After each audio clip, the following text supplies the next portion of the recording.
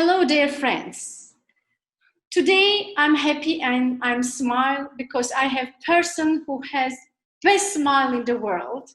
My last partner, we danced together last my Swan Lake in ABT at the Metropolitan Opera House. But now I want to introduce my beloved Ángel Corella.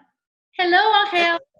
Hello, Nina. It's so good to see you. It's so good to connect with you again. After the last time we saw each other, I think it was at the Beijing competition or Helsinki, Finland. Yes, Helsinki competition. Time is running, and I'm so happy to see you. You look fantastic. And today's situation everywhere in the world, same. We are in the pause. So, what you doing? How is everything?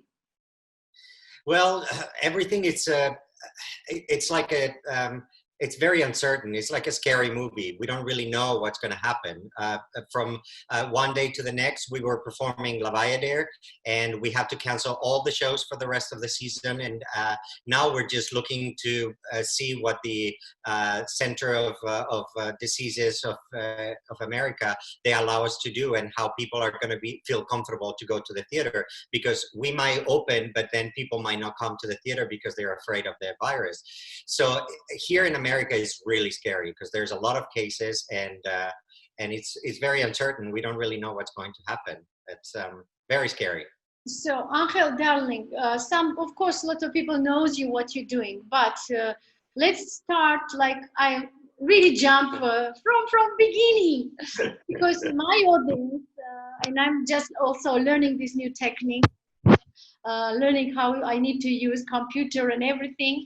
My question is, how you start ballet, Angel? Little bit about your childhood time. Who is your parents? Well, my parents, they live in Spain. Their names are Maria and Mariano. It's kind of funny, it's Maria and Mariano. And they actually, my father was he had a business of importing and exporting Coca-Cola and stuff like that.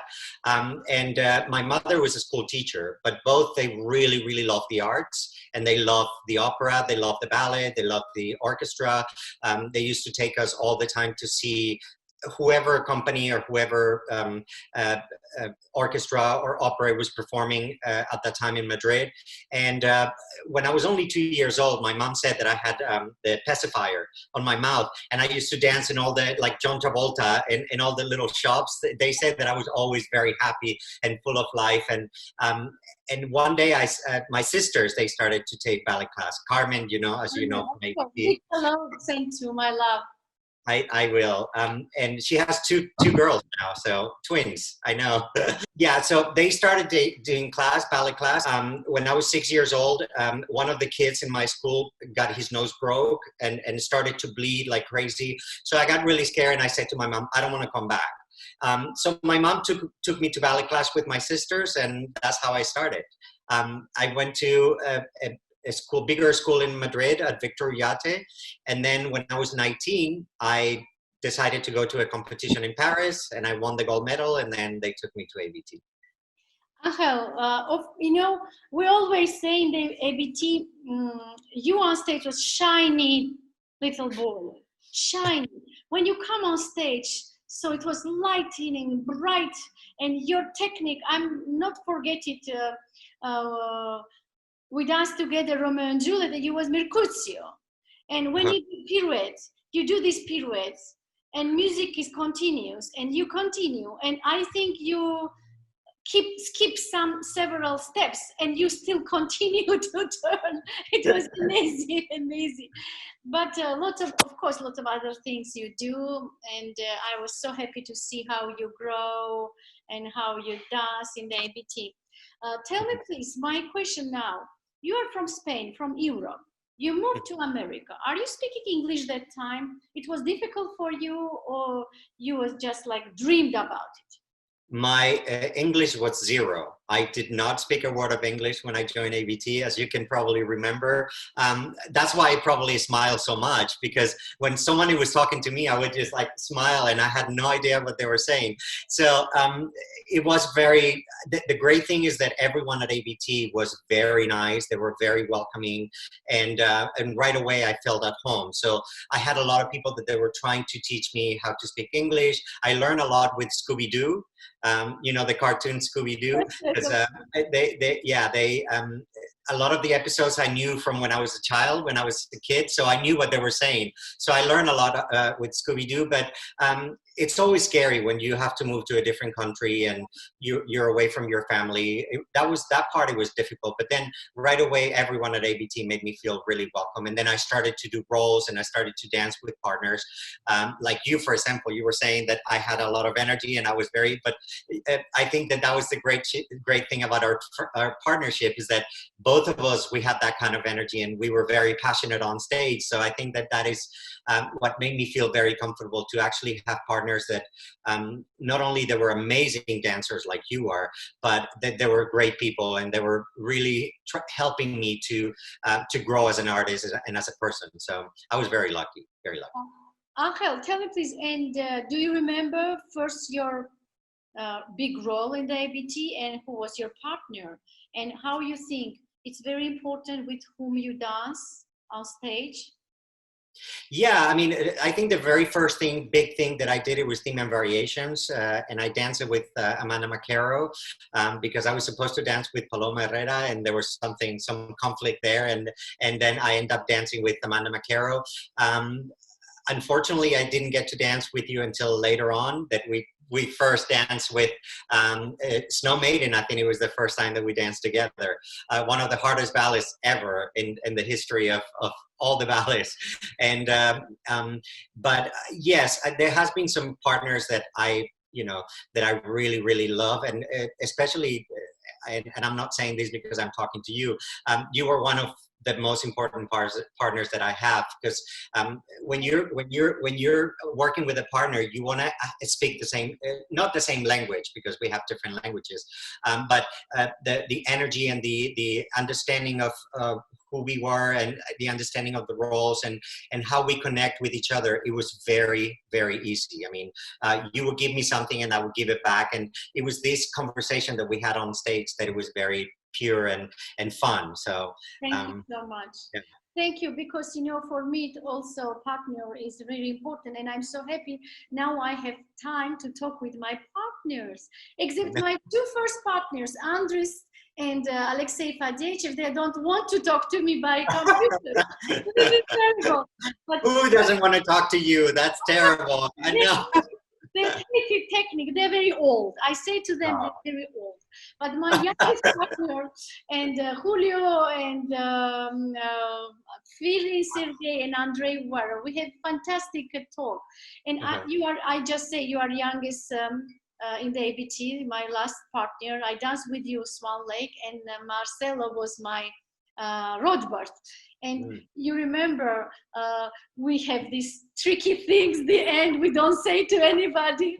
It was so nice. So I just say, this is just three of us. And it was sensational, like when we do this on stage, when you throw me, no, Marcelo throw, yes, and you are catching. I can, yeah. So, and it still people remember, and they're talking about it was definitely a magical night, but I think that was the great thing about you, is that it was very unexpected with you. You can never expect that every show when you went to see you, that it was going to be the same. That's what the beauty of that surprise, even for your partners, because sometimes you took us by surprise and you keep us, all the time, like aware that you might do something that it would be different. But I think that's what made it so fresh and incredible for us to be working with you, and also for the audience to experience that. You never knew. I mean, it was not going to be the same performance that you did before. It was going to be something new and something exciting. And that last show, it was something really, really incredible that I think nobody will ever forget at the Metropolitan. I don't know about nobody, but for my family, definitely. And I was so happy. So my father see this performance, because every time when I was back to home, he was asking, "How is everything?" And I always say, "Okay, father, everything was well." But I cannot explain him this feeling of ovation or something, like, you know how Met, when you Yeah. was on stage, how audience reaction was same to me. I cannot say, "Oh my God, it was perfect." I cannot say about myself. And when Yeah. for my last season, he was in the audience, and he saw himself, and he was cry every performance. And I asked him question, "Father, can you explain somebody else what you feel?" It's impossible, and that is actually one of the most beautiful things, is that you know, the feeling of the whole audience being with you and hugging you with their applause and with their bravos. I mean, it feels like this roar of people just hugging you and telling you how much they love you. And I mean, you can tell that everyone, you know, they still you know, talk about it, and they still feel like that those performances are magical. They were magical because I think that for them it made such a big impact in their hearts. And that's what now, as an artistic director, what I try to work with the dancers, to try to make them understand that you can do things technically that are brilliant and they're wonderful, but the only thing that is going to stay in their hearts is when you actually make them part of what you're doing on stage. And the only way to do that is to be very honest and to be real on stage, to be yourself, not to be a dancer, because a lot of people do now. I'm a dancer, so that the arms, they have to be in the right place, but you have to be a person. You have to use your eyes, you have to use your energy, your whole being, to really connect with the audience. And then, I mean, you know, people think that they know you, that they've known you forever, and they've only known you maybe for speaking with you for like 10 minutes or 15 minutes at the stage door, but they feel like they know you because they've been with you for hours on stage. So I think that's the most beautiful thing about being a dancer and about being an artist. Yeah, Angel, you know, you have quite successful career. So you are travel around the world. You are dancing with ABC. You was guesting. Even you was in Tbilisi dancing. People still remember Yay. your beautiful performance with us. You danced. This was like celebration. So it was wonderful, wonderful gala evening in Tbilisi. You come. So what I want to tell you and ask you, do you have something special roles you remember, or special nights, or special choreographer what you want to share with your friends or our audience? It's really hard to say what a favorite is. It's like for a mother, if you have more than one child, to ask her which one is your favorite son or daughter, you're like, okay, that's really hard to say, because each one has something really important in Yeah. your heart. Yeah, like I love dancing Romeo and Juliet. I love dancing Swan Lake. I love dancing The Merry Widow. I love working with choreographers like Nacho Watto or Christopher Wheeldon or William Forsythe. I mean, I've been very lucky around my career to have danced with all these beautiful companies around the world, like dancing in your company, and that sort of dancing in those different countries, it shows you the culture of that country. It shows you how people are warm, and how you know, how much like, for example, in your company, how much the company has of you, because everyone has that view of love for dance and respect for each other and love for each other. I mean, everyone in the company was incredibly friendly. Everyone was helpful. Everyone was welcoming. So you can tell there's other companies that they're a little bit more, you know, stuck up, and, you know, you have to win your way in, and they take a little bit longer, and then they finally open up, but not too much. There are other companies that from the beginning, they welcome you. So I think that is, dance is very,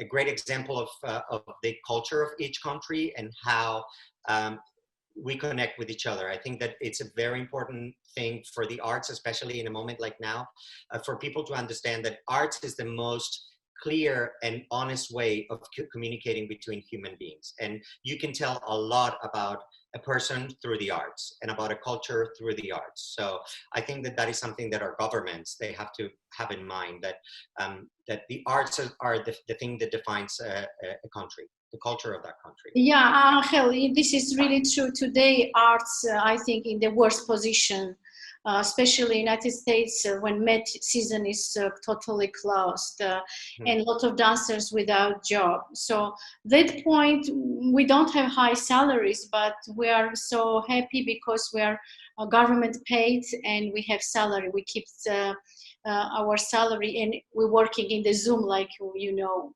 So this is really difficult situation. Okay, continue about you. I'm so happy to hear this. Thank you for about our company, about State Ballet of Georgia. But what I'm thinking, you know, this is also depends on person. If you are the good person and you are open like this, so of course everybody afraid to start first beginnings, you know, start coming, but you are like this, and I'm sure each of our dancer with Angel, amazing. So choreographers, what you think it's important today when you have classical ballet and you are directing today company in the Pennsylvania Ballet, right? So today it's important to have like modern work, new works in the company, or it's okay to do just like revivals. And what do you think when you was dancer yourself and now you are directing company?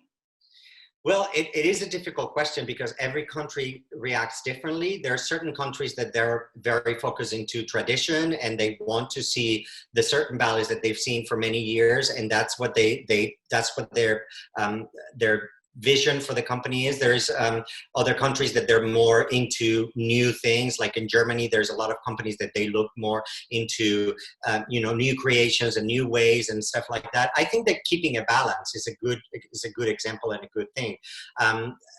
We tried in Pennsylvania Ballet, we tried to do our classical repertoire, bringing all the big full lengths, because we see that they actually sell tickets. People want to see the full lengths.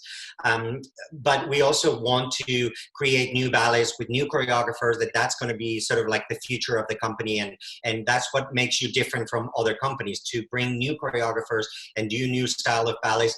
The tricky thing is it's with the classical repertoire, to create ballets that, especially when it's a city or when it's a state like Pennsylvania, that is not a state or a city that it's used to seeing a lot of ballet for many years, like Georgia is, or like Russia or France. So you want to create full-length ballets that are going to be quick, that are going to be exciting, and that are going to be, they're going to keep the audience connected, and they're going to continue the audience to be engaged. Yeah, that is where you have to be testing constantly your audiences. You have to be listening to your audiences. You have to be seeing how many ticket sales you're selling for each ballet, and how people are reacting to, depending what ballets you're doing. So yeah, it's constantly a screening process. Angel, this is absolutely right. I also thinking so balance when you have like traditional theater, it's very important. I always thinking so with classical base, you must perform classical ballet, because without this, it's impossible to keep shape dancers. And definitely, you know, sometimes people say, oh, you are not bored or to dance same swan leg. No, how you know, every performance is different, right? It depends. Yeah. With every partner, you dance different. And this was also my teacher's mission to me. You know, they say, Nina, can you imagine you dance like several performances in the road? Something you need to make it audience look interesting. So sometimes I change crown, sometimes sometimes, you know, like I always like it to have some tricks. So this is really important, because same audience, you know how it's New York. I'm 16 years with ABT, and I remember same people, amazing. Every time there was waiting after performance. It was amazing. They was waiting 2-3 hours because they want to see our autograph. It's amazing. I don't know. Yeah, but that's the great thing. It is because dancers, and I'm hoping that in the future things can not that have gone in a different direction, because now with Instagram, a lot of dancers, they want to do a lot of turns and they get a lot of likes on Instagram and huge jump or very high leg, and then they're starting to focus a little bit too much on that when they go on stage, and then you know, the audiences, when they start to get tired of seeing the same thing over and over. Yes, technically it's okay, but it didn't get to my heart. So that's why now companies, they feel like they have to bring new ballets and they have to create new things, because you know, you can't have someone coming to see the same performance by different dancers.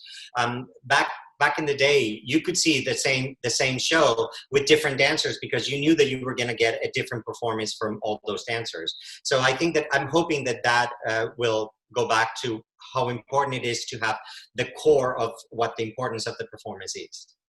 Definitely, absolutely, I 100% agree with you. So, and it's also, you know, even same like we talked with Alexei Ratmansky, you know, this is like today choreographer. They went there, do their own production. They try to have just like this and nothing else. But in my time at the Bolshoi, each ballerina, we dance our swan leg. Of course, we try to keep everything how it's choreographed on stage, but some movement, some head, something, we always found it something what is looks good to us, and we was really free for that. So now it's really hard, because everything is right, everything is stage, and what we're talking about also, we're losing this, like you say now, emotional light of stage. Yes. Yeah, spontaneous. Yeah. People must trust us when we are dance, right? It must be true emotional minutes on stage. Otherwise, oh, everything is cold, everything is perfect, nice feet, nice. But if you don't have this, people don't come to watch you, I think. Yeah, I say to my dancers, you know, I prefer that you fall on your butt on stage, that if you're holding back and you're afraid of being yourself, I think that you can let go. I mean, the thing is that if you actually have the choreographer alive and then they can actually change it for you, then that's also a great thing. For example, when I'm creating a full-length ballet, I've done already for a Pennsylvania Ballet, a Don Quixote, a Sleeping Beauty, Giselle, Swan Lake, and Bayadere.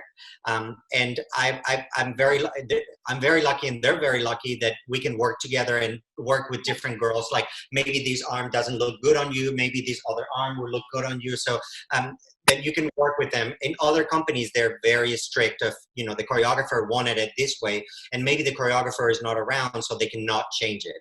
So I think that is the only thing that I would say that it needs to maybe change, to be a little bit more free.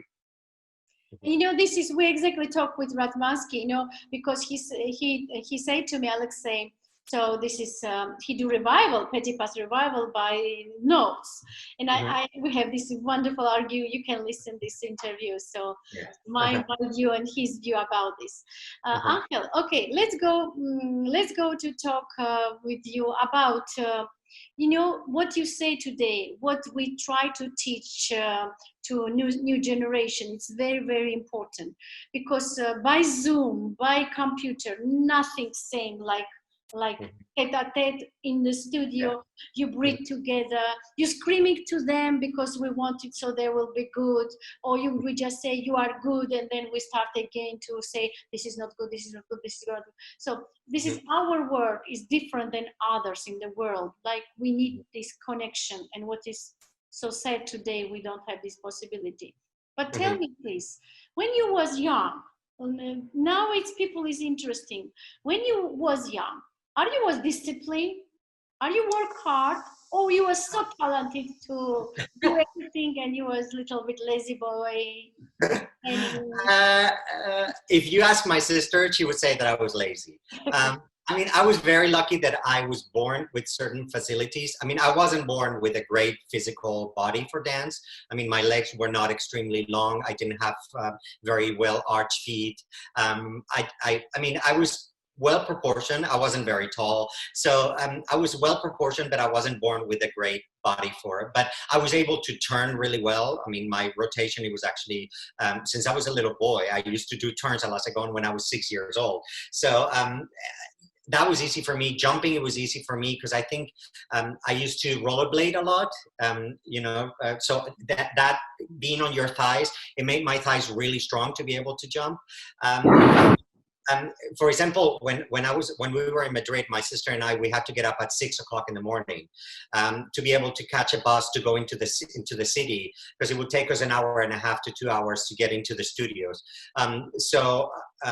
It was hard for me to get up in the morning. My sister had to really drag me out of bed to be able to catch the bus. And a lot of the times she will start walking towards the bus station and I was still at home, like finishing my breakfast, and I would run and pass her. Well, and she was really upset because she had been already walking and going fast to the bus station, and I would be like, and pass her really quick, and then get in the bus and then keep calling her from the bus, come on, come on, come on.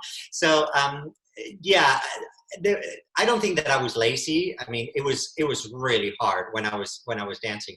But then when I became a professional dancer, I was actually like extremely like conscious of how important it was to prepare your body to be able to, be on stage and forget about everything. You needed to be on stage and not have to be thinking, oh, I have a turn now, I have a jump, I don't know if my legs are going to be prepared. If I'm partnering with a girl, like for example, in my case, everything, it was about you. It was about the girl.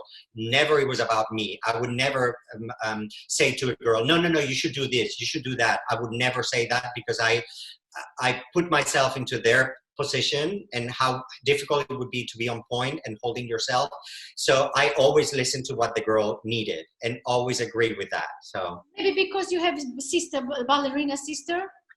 And she will beat me up. No, no, but I mean, you understand that when you're in the back, there's a rule that I always say, no matter what, is always your fault. Because even if the girl is upside down and she's completely off her leg, and it's your work to put her back onto her leg. So Ángel, it's amazing. All good partners like you, Julio, Alexei, or Andrei Uvar, or Philip.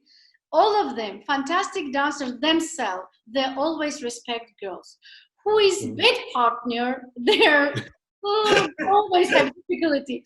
But they always have an excuse. This is important, young one, especially the young boys need to listen this. When you have good partner, everybody want to dance with you, right? So yeah, we're no. all feeling comfortable when we have good partner behind us. So yeah. This is really important. And you say about your body, but I want to remind you, Nancy Ellison, very famous photographer, our beloved friend, We love her. She loved photographed you because she says to me a lot of times, Ángel has something what comes even through the photos, like this energy or expression. And you and Paloma did very beautiful Google. So she did it one way with me and Alexei in Moscow. It's very beautiful. Beautiful. So what I want to say to you, sometimes beautiful body, beautiful feet, and what? Yeah. Always, yeah. And this was her view. I'm really shocked. She told me so. Not every time beautiful body comes on stage looks good or in the photo. That's very nice. No, but I mean, as a dancer, I always looked at, oh my God, my feet, or oh my God, the turnout, or oh my God, the leg is not completely straight, or oh my God, this line is not the best for my thigh, or this.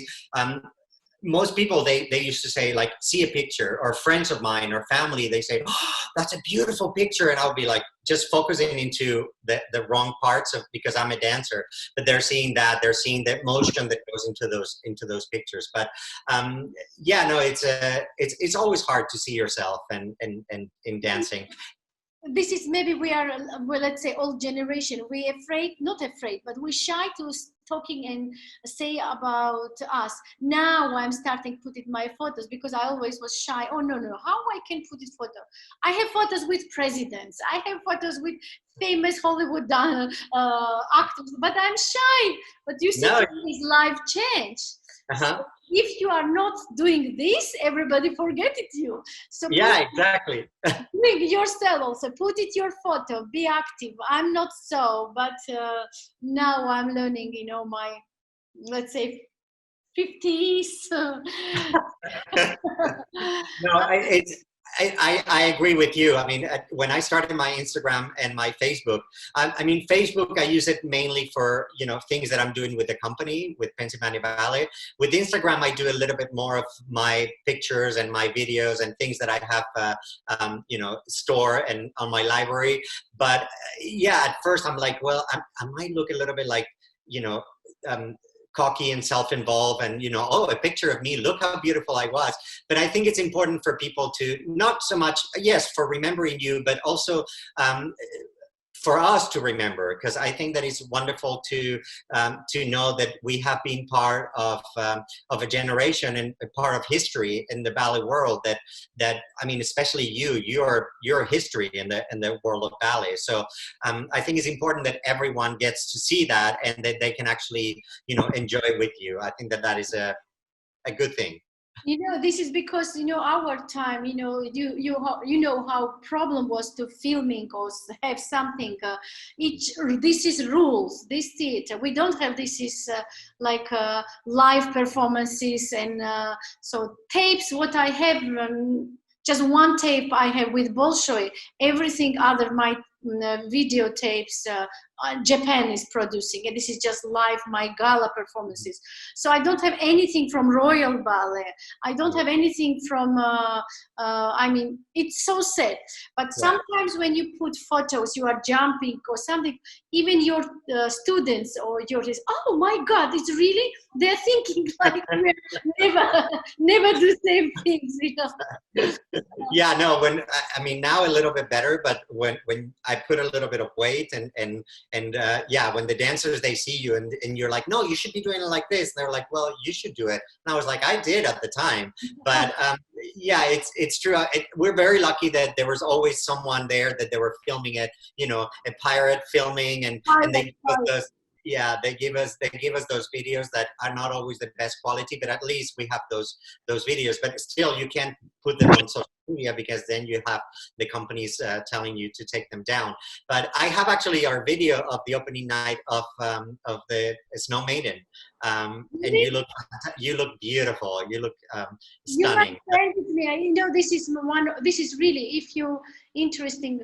Can you imagine this Ben Stevenson? I also have a interview with him, and you know, even with really big difference, our time difference or something, but doesn't matter. So we talk long time, and we also Snow Maiden was first big ballet choreographer stage for me. And we was first in Houston with Carlos Acosta, and second, it was co-production with ABT. It was Ben's choice. I say, he's not too young for me? No. No, you look together. You actually look too young for me. Because your energy was so bubbly that in some cases, actually, I'm looking at the video and I'm like, wow, she looks more like bubbly and young and fresh than I do. I look very mature for, I don't know if I was 23 or 24 at that time. So really young, yeah. And I also remember we danced very beautifully Mozartiana together. Oh, yeah. That was a beautiful ballet. Yeah. So a fantastic memory of personally about this ballet because Susan Farrell. Yeah. I don't know, lot of words I can say about her. So she comes to Moscow and staged for me this Mozartiana. And it was Gregory's present. Can you imagine? This is because Bolshoi didn't have balance in that time. And my husband gave me this is birthday present. He bought it rights for me to dance Mozartiana. And after Bolshoi, after Bolshoi, I was so upset. I say, oh my God, it's so sad. It's nobody has this Mozartiana. And then Kevin Mackenzie says, oh, Product. it's a good idea. Let's have a Sertiana. But he says, maybe they don't give rights. I say, yes, yes, yes, they give rights. If we stand together, you and me, they will. And Barbara Horgan, I really adore Barbara. So, so Barbara gave us permission to dance it. This, no, we here at Pennsylvania Ballet, we're very lucky because our company was funded by Barbara Weisberger, which he was a prodigy of Balanchine.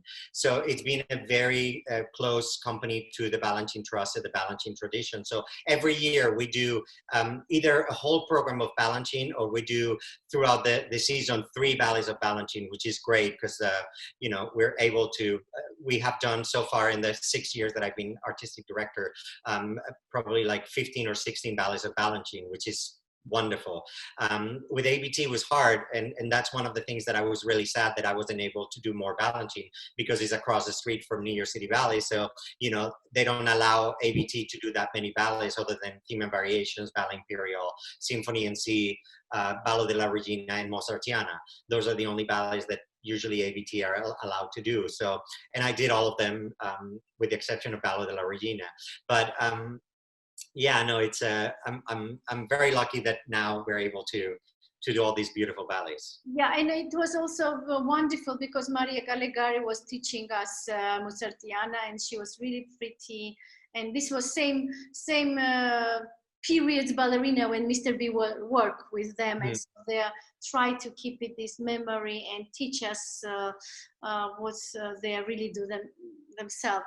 And I think it's also very, very important to dance Balanchine. I'm just talking in the 88 when I first time visit New York City Ballet like guest artist. It was like the first time to dance Balanchine in the New York. It was something special for me. We don't see light, daylight. We were studio because we need to dance during the 2 weeks. Raimonda Variation, Symphony in C. And then if we do this, Peter Martins say to us, then you can dance Apollo. This was my partner, Andres Liepa, and me. And since that, I was dreamed to dance Balanchine because this choreography changed my mind. So classical ballet, it's different, not just petit pas, what we have at the Bolshoi. And are you thinking I think it's so important, so companies dancing Balanchine, right? Yeah, no, it's extremely important because Balanchine is sort of like the connection between the classical tradition with a very modern choreography. That transition of you know, understanding dance through music and understanding dance through movement and music, and how the music is guiding you throughout all the movement, the timing of steps, the phrasing of the steps is completely different than any other choreographer. I mean, the way the Balanchine work,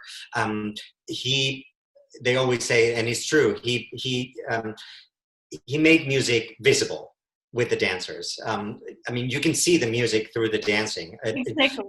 And you're hearing a ballet of that Balanchine choreograph, and you see the steps. It's impossible not to hear the music and not see the steps. So I think that is what he was.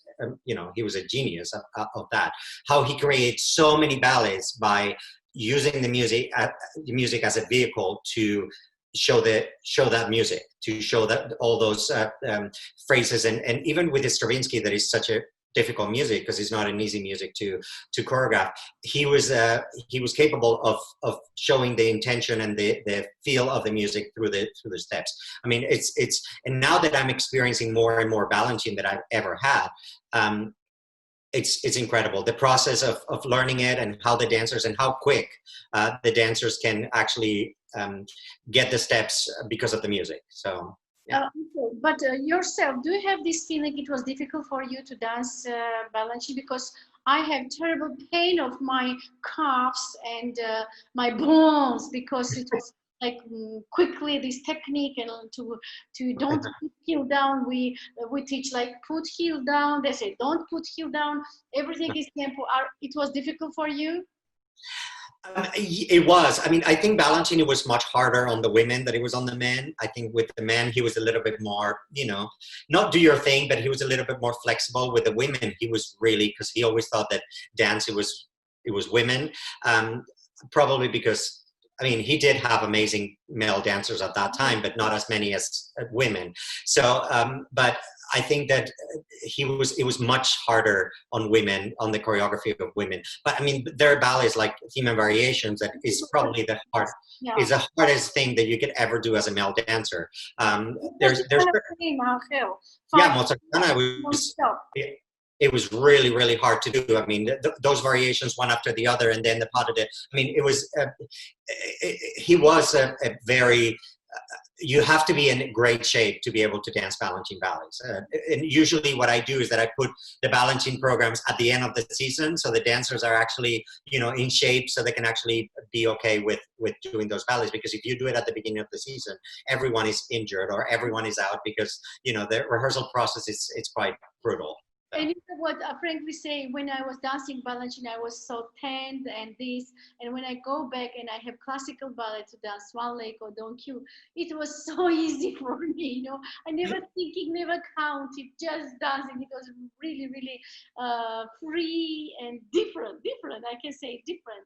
And you know what? Yeah, no, with Balanchine, you have to be very compact and very aware of every single muscle of your body. With classical ballet, not that you don't have to be aware of your muscles, but you can actually be a little bit more free and you know, let go. Although Balanchine is supposed to be very free, and you know, the arms, they go and free, but it's a different way of being free. It's being free, but being compact and in control. With classical ballet, you could be a little bit more, you know, free. And you know what is very interesting? So what was difficult for me, because in Russian classical ballet, we have everything and one, and two, and three. And Balanchine, everything, one down, one. And. Yeah. This was most difficult for me to do this one down. Oh my God, I was sleeping and I went one down, one down. It was really, really hard. Yeah, when I'm rehearsing Balanchine with the dancers, instead of saying one, I always say and up, and, so they actually understand that the and is actually the one. So then they don't get confused. So we keep the same counting, but I give them the one is the and, so they really understand that the accent is down.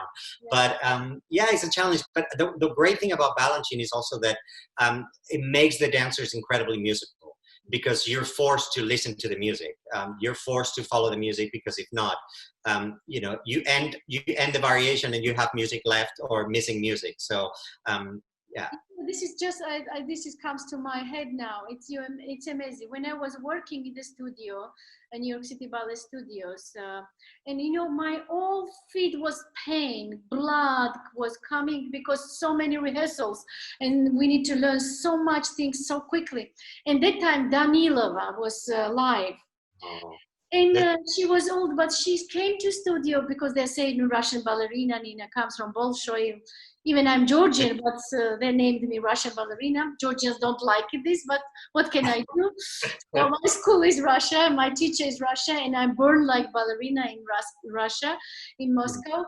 So, and she was coming to me in the studio watching rehearsal, and then she saw my point, so was the blood outside, and she says, Ninочка, just a minute, in Russia to me. And she went and she brought me pads, you know, like special soft things. And she, really fun. This is really helpful. And it was amazing for me. I said, oh my God, nobody filming this. You know, she was dressed in like leotard and tights, not just like we are, like, you know, like this. Even if you would just come to studio to watch rehearsal, amazing. So this was my no, it's amazing to have been part of that history, and I think that sort of shows the respect through time for dance. I think that now when you see with the younger generation, the kind of respect that we see is not as much as we used to see, and I think it has to do a lot with the generation. And I don't want to sound like, you know, our parents, when they used to see, oh, my generation used to be, and now I'm saying, oh, my generation used to be, but it's true that generations as time passes, the respect and understanding for how hard you have to work to be able to get it, it's starting to go away. I think that there's a lot of dancers that now, if they don't see that the results are happening really quick, then they give up. They say, oh, well, I'm going to do something else. And I'm like, well, do you really want to do it in the first place? If you actually decide to quit, I mean, then you shouldn't have started in the first place. You know, if you really, really love to dance, to me, dance, it was my life. It was, you know, I could not do anything else other than, I mean, maybe acting, being an actor, but still, I mean, the way that I express myself through dance, I would never be able to do it, not even through words, although I speak a lot. But to me, it was always easier to show who I was through dancing than through words. So for certain people to be like, oh, you know, I think I'm going to do something else. I'm like, oh, okay. I mean, you have to hear it and you have to understand where they come from, but it's really hard to know why dancers today, they go in the first place to dance if that's not what they really want to do. It's I don't think our generation really understands that. You know, this is of course it always will be time different, so our time, that time, so it's normal.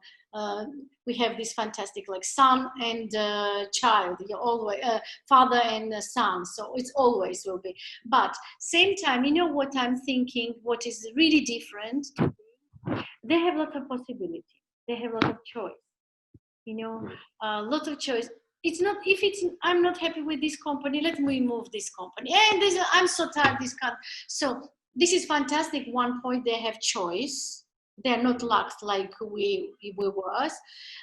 Because I feel myself when I was in the Soviet period, and then I have freedom because it's perestroika. It's something what I cannot explain to my daughter even, what is this? Because you need to see this, or you need to live like that. So they're really different. This is one point is absolutely good, but other point I'm really sad they're changing really quickly their mind and job, and they don't want to work hard. Not everybody, of course. No, not really, really hard. We need to work. And also this is, I think we need to have support. And thank you. I mean, in America, I know this is everybody supporting, people supporting art individually, right? Mm-hmm. Yeah. And I'm so thankful to them, because it's Europe is a little bit different system. Mm-hmm. Yeah, no, it's, I mean, it still is hard, because when a pandemic like what is happening now, when you try to keep fundraising for your company, most people are like, well, you know, there's other things before a ballet company, because it's not, I mean, I want to give money to a hospital or money to education. I don't think that dance or the arts are actually a priority, but you actually have to try to make them understand that, you know, dancers, they also have to eat, and they have to pay their apartments, they have families. So you know, you need to keep the company going, and you need to keep the dancers you know, if not on stage, but at least keeping their salaries so they can keep their homes and they can keep their lives. So it is a very challenging moment, because now you don't have any support. We don't have any support from the government. And a lot of the support that comes from our donors, most of them are understanding, and they're coming to our help right away. But there's others that they're like, oh, you know, I want to help first, all these other organizations. So we have to be, we have to be understandable and say, you know, yes, it is important that you give to what is needed right now. But I think with society, what we need to is to, what I said at the beginning, we need to make them understand that how important the arts is. Churchill said during World War II, that they asked him why he wanted to support the arts. And he said, well, if we're not supporting the arts, what are we fighting for? And it's true. I mean, the arts is what enriches our lives, and what it makes, you know, culture is what it makes us, you know, humans. So I think that people have to be more aware of that. And after the pandemic is over, yeah, they have to understand that we need the support. And I think arts really needed support, you know, and especially our job, why I'm talking about this, you know, this is our job, is today and now. Mhm. Because, you know, if you are a painter, if you are a musician, if you can singing later or something, but our ballet job is really short. It's really now, and this is fantastic because tomorrow it will be another performance, because it will be different audience, different moods of artists, even same roles. So this is unique, and this is also very, very difficult. And I also want to say a lot of things to our young one, beginner. So this is very important. You love your job, and this is very important to work hard and work very disciplined, right? Very Mhm. disciplined. And Yeah. how you keep your discipline in your company? I try to do it with very positive encouragement. And I think that it's to keep people motivated. They have to see improvements, and they have to see that I make them work really, really hard, but at the same time, I'm very positive in the energy. When I'm in the room, I'm always trying to help them, and I'm always trying to, if they get something better, then I say, yes, good, very good. So they can feel that things are going in the right direction. I think that always keep it positive and always keep them motivated. That's what it makes them, wanting to go back to class. I'm very visible. I'm every day there. I take rehearsals all day long. I teach twice a week, sometimes 3 times a week. So they see that I'm there all the time and that I really care. I think that is when the dancers, they react, when they see that the artistic director is really engaged and is really there with them. I think that's when they feel like they're protected and they want to be part of what you're doing. I think if they never see you, or if you're mostly, because an artistic director in America, you have to spend a lot of time doing fundraising and talking to donors and talking to people and being the face of the company. So it's a lot of the times, some artistic directors, they spend a lot of time there and not so much in the studio. It's great because then maybe you'll have more money for the dancers, but at the same time, the dancers, they feel like they're not. So the morale of the company is not there. I think the great thing about Pennsylvania Ballet is that when the curtain goes up, the energy is like a blast of energy, a light of energy comes out of the stage, because all these dancers are, like, hopefully, like not you, like like you. not like I used to dance, because I always say to them, don't try to dance like I used to dance, because my personality is different than your personality. Everyone has their own different personalities, but they're 100% there. They're, you can see that their eyes are lit up and their energy is there. There's nobody that is like, oh, let's see what happens and I'm going to take it easy today. I say, this is the first, it might be the first show that, somebody see, and this will be somebody see it, that probably 40% of the audience, it might be the first show that they're ever seeing of ballet. You have to blow them away. They can't just go, oh, it was nice, maybe I'll go and see another ballet next year. It has to be like, oh my God, I can't wait to see it tomorrow, if possible. And we're seeing that. We're seeing a lot of people that they're buying a ticket and then they repeat within the same program twice or 3 times because they want to see a different cast. So yeah. Angel, please share this video with your friends and send my love and respect your donors, because arts really needed support, and thank you to them, because I know in America there are lots of people love arts and do this for dancers. So important. And well, actually, this Friday we're starting a digital season. It's called Front Row season, and we're going to be showing some of the ballets that we've done in the past season. So if people wants to see it on YouTube, on our website, they can always connect. And we're going to do pre-show talks with the choreographers, with Christopher Wilden and with Juliano Nunes. He's a wonderful new choreographer. So if anyone wants to see the company, in DGB by Christopher Wilden, or Glass Pieces, Connections, we're doing Viadair, Swan Lake, so they can always see the company and see their energy. Like you said before, it's not the same to see it on video because you don't actually feel it there, but at least you can see the wonderful quality of the dancers. Yeah, we also do this amazing. We don't filming specially anything, but it doesn't matter now. All our videos, what we film for us or for just like for library, we put it also in our State Ballet of Georgia's Facebook, because we want to keep our audience, and it's wonderful. Other point, because people continue to watch this, but of course a real stage, real smell, real lights, real, it's something. And we are also so sad we cancel our performance. Yuri Posokov, choreographer, he was staging Medea especially for us. Oh, wow. So, and we just do general rehearsal and that's it. And that was it. Well, Perform. hopefully you can postpone it to the next season, Yeah, or the next. we will Yeah. cross fingers and we pray to season will be starts in September. We hope so. Yeah, actually, to what you say, there's something that is proven, that when you're sitting in the theater, people's heartbeat, they start to go together. All the heartbeats of the audience, they start to go in the same rhythm, because you're watching and then your heartbeat. So that is something that you can't see it anywhere else, not even with the sports. The heartbeat of sharing that with so many people, that's what it makes you connect, and it's such a spiritual and emotional thing to be in the theater, that we can't. Yeah, and absolutely, you're right. And I think after pandemic, even we needed more, because people all depressing.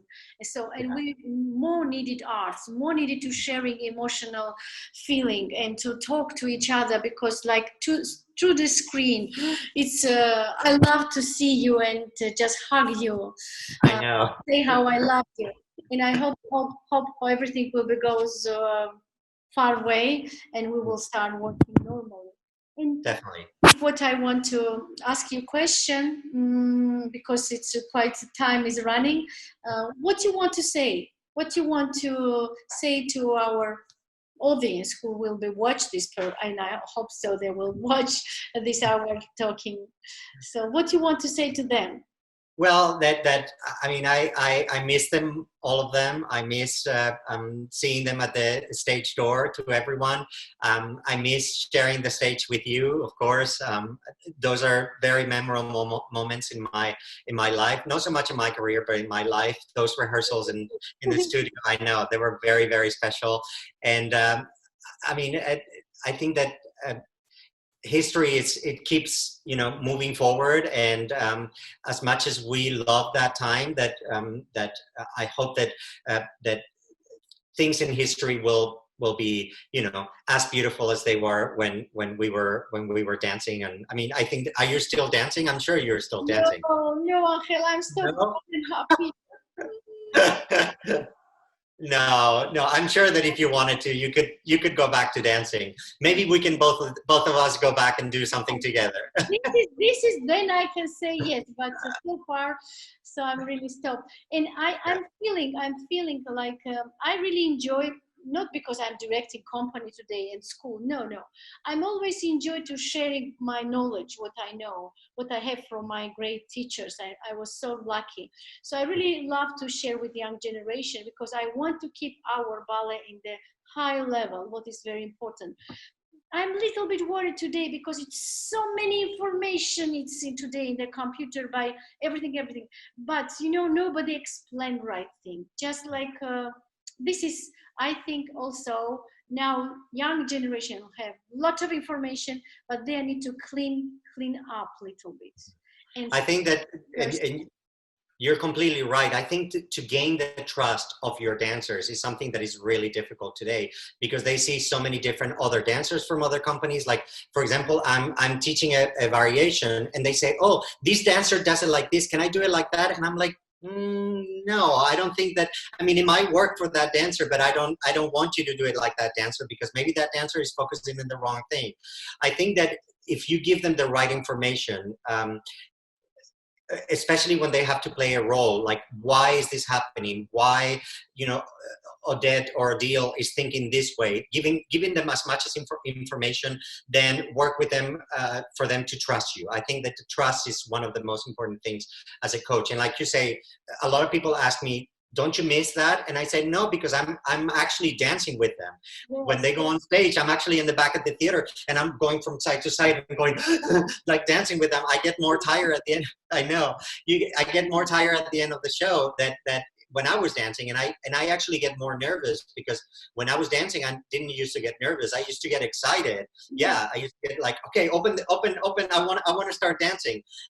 With them, I get nervous because when you're in control, you know what you can do. You can go on stage and I'm secure. But when you have to put all your trust on them, you know, that is nerve-wracking and it's scary. And then when you see them dancing and doing incredible things, you know, it's double almost the happiness. So I mean, this is, you know, just like you are director, like I'm directing company. So this, I say, everybody's mine. One special student, but everybody is mine, my team, my students, my artists, and I'm nervous about everything, about the light, about it. It's so terrible, because when I was on stage, like you say, I don't forget it, this moment when we stay in the wings in the Black Swan pas de deux, before the Black Swan pas de deux, and we all was like horses, you know, when they are ready, come on, open the door, going, yeah. Yeah, and we look each other and say, okay, we both come down because we have a lot of energy. I know. I know. Lot of energy. Let's go, calm down. And it was a wonderful performance. Ángel, thank you for this wonderful memory I have from my last Swan Lake in the ABT. And this is a fantastic curtain call. It's still in the YouTube. Somebody put it. And thank you for this wonderful work. And I think we can continue to do something together. Maybe you can teach to my dancers when we will be in the studio, or I can share my feeling with your ballerina. So with big pleasure. Oh, big that pleasure. would be incredible. That would be wonderful. Yeah. With big pleasure. And you know, not because I love you personally, but because I think what you're doing, how you're doing. My friends coming and watching your performances in America, they are writing me about all your productions and everything. So we have, this is far away, but we still have really close connections. So God bless you. Well, I take that offer, definitely. Maybe for next year when we're doing Swan Lake, maybe we can do some sort of Zoom connection and you can work with some of our dancers. That would be a dream come true. So Ángel, if everything will go okay, I can fly down to see you and wow. to see Ballerina. So that would be amazing. It will be with big pleasure. So just we need to. I take your offer, definitely. No problem, darling. No problem. Thank you very much, and God bless you. Big hello for family and Carmen and babies and mother and my friends whom you see and I don't see. Please, big love. My heart is. I love New York and I love America so much. So this is my second home company with ABT, and always was welcome there. So thank you so much. Thank you. Give a big hug and a big kiss to everyone in the company, everyone in your offices. They're all incredibly sweet and incredibly helpful. The 2 times that I danced with you guys, they made everything so easy and so smooth. Give a big hug to Elena again. She looks gorgeous. And Gregory, I don't know, he's probably away, but you know, a big hug to everyone and thank you so much for connecting. I love talking to you always. Thank you so much, and good luck. Good luck. We you are looking forward. Yeah. Stay healthy and stay safe. Okay. Thank you. Thank you so much. Goodbye, and one more time, thank you very much for wonderful interview. Bye bye. My pleasure. Bye, Nina. Take care.